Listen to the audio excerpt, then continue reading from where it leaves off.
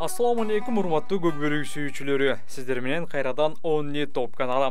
Буйруса эртең 29 сентябрда Түркияда көчмөндөр оюндары башталат. Кече 27 сентябрь кечинде көкбөрү боюнча улуттук курама команда Түркияга сапар алды.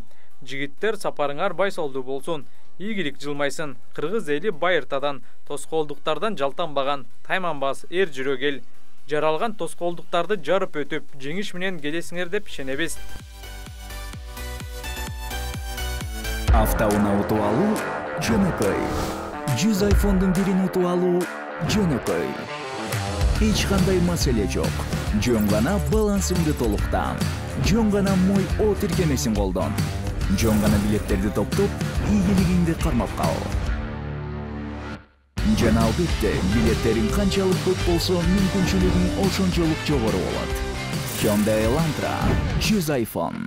Мой О утуш оңой.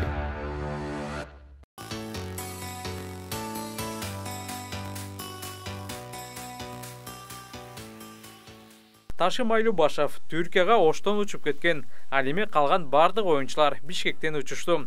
Кошумча маалымат: Сейитбек Анарбек уулу жаракатынан улам көчмөндөр оюндарына бара албай калды. Анын ордуна Ильяс Исаков кошулду.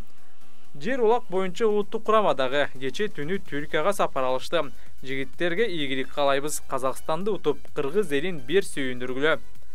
Бүгүн 28 сентябрь Кыргыз Республикасынын Көкбөрү Федерациясынын президенти Талас Бегалиев өздүк майрамын белгилеп жатат. Туулган күн кут болсун, Талас байке. Көкбөрүнү өнүктүрүп жүрө бериңиздер.